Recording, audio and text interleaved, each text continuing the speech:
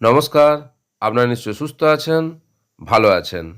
একটা গুরুত্বপূর্ণ খবর এই এসআইআর এবং এই যে ভোট ঘোষণা হয়েছে সেই আবহে কিন্তু আমাদের নজর এড়িয়ে যাচ্ছিল।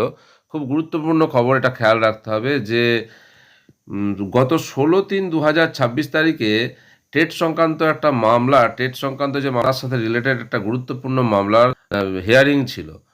যেটা হচ্ছে diary number 45051/2024 the state of Tripura versus Sajal দেবের যে মামলা।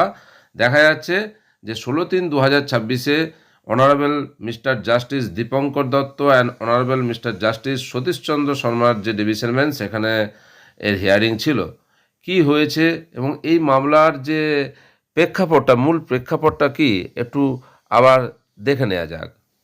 এই যে the state of Tripura versus Sajaldeb যে মামলা, এই মামলাটা মূলত সর্বশিক্ষা অভিযান এর অধীনে নিযুক্ত শিক্ষকদের নিয়ে, যারা ২০০১ সালের ৩রা সেপ্টেম্বর থেকে ২০১১ সাল পর্যন্ত তৎকালীন নিয়োগ বিধি অনুযায়ী চাকরি পেয়েছিলেন।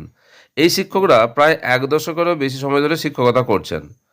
২০২১ সালে তাদের চাকরির মেয়াদ বাড়ানোর সময় অন্যান্য শর্তের সাথে টেট পাস বাধ্যতামূলক করা হয়। যেহেতু এই শিক্ষকরা টেট উত্তীর্ণ ছিলেন না, ত্রিপুরা সরকার তাদের চাকরি বাতিল করার সিদ্ধান্ত নেয়।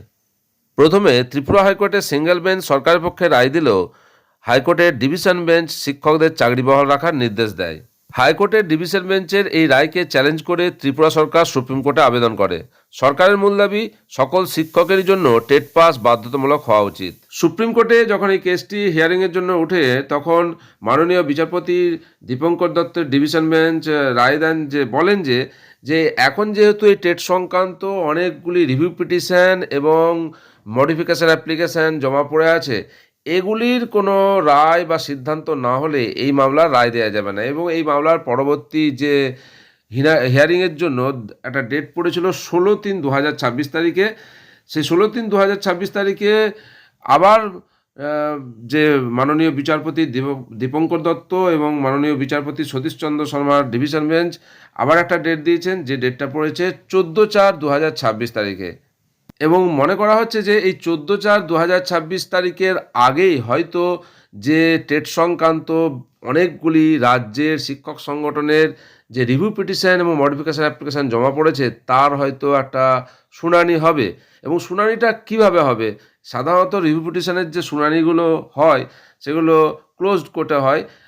মনে করা হচ্ছে ওপেন কোর্টে হবে এবং ওরাল হিয়ারিংয়ের মধ্যেও হবে। এবং যে তথ্য সামনে আসছে, জানা যাচ্ছে এই যে রিভিউ পিটিশন এবং মডিফিকেশন অ্যাপ্লিকেশান পড়েছে, তার হিয়ারিংয়ের জন্য অনেক নামকরা বড় বড় আইনজীবী দাঁড়াবেন, যেমন অভিষেক মনু সিংভি, মুকুল রহতগি, এনাদের মতো আইনজীবীরা লড়বেন। এবং মনে করা হচ্ছে যে ওপেন কোর্টে এই মামলাগুলির শুনানি হবে। এবং একটা আশার আলো দেখা যাচ্ছে যে এই সজলদেব এবং স্টেট অফ ত্রিপুরার যে মামলাটার নেক্সট যে হিয়ারিংয়ের ডেট পড়েছে ১৪/৪/২০২৬, তার আগেই মনে করা হচ্ছে যে এই রিভিউ পিটিশন এবং যে মডিফিকেশন অ্যাপ্লিকেশন টেট সংক্রান্ত আছে সুপ্রিম কোর্টে, তার হিয়ারিং হবে এবং একটা পজিটিভ দিক আসবে। এবং যে হাজার হাজার রাজ্যের দেশের শিক্ষকরা টেট বাধ্যতামূলক এই রায় নিয়ে চিন্তিত, তার একটা সুরাহার দিক উঠে আসবে। এখন আমাদের চোখ থাকবে এই যে ১৪/৪/২০২৬-এর আগে এই সমস্ত যে টেট সংক্রান্ত রিভিউ পিটিশন এবং মডিফিকেশান অ্যাপ্লিকেশান জমা পড়ে আছে, তার শুনানি হয় কিনা এবং তার কী তথ্য উঠে আসে, তার আপডেট সামনে এলে অবশ্যই আপনাদের সঙ্গে শেয়ার করব।